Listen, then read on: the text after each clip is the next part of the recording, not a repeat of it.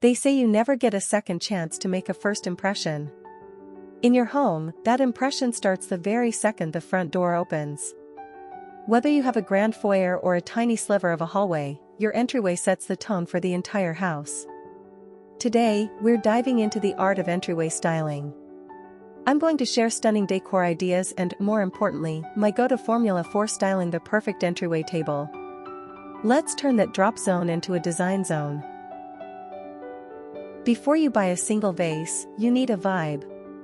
The minimalist, focus on clean lines and one hero piece, like a large sculptural branch.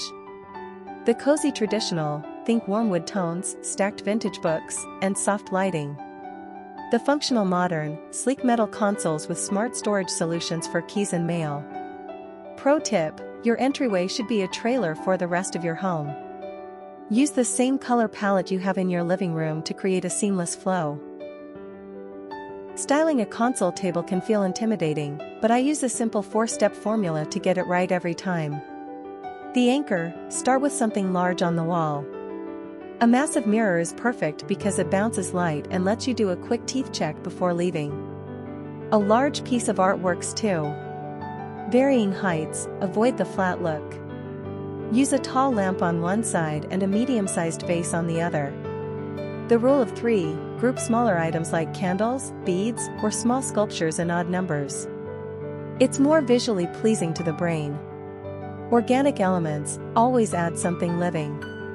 Whether it's fresh eucalyptus, a potted snake plant, or high-quality faux stems, greenery brings the space to life.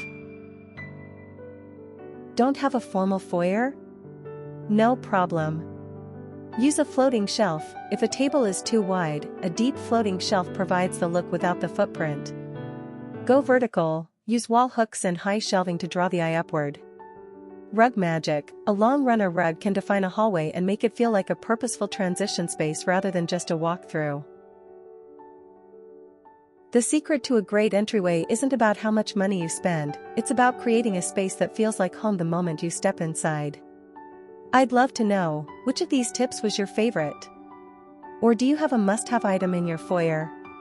Let me know in the comments below.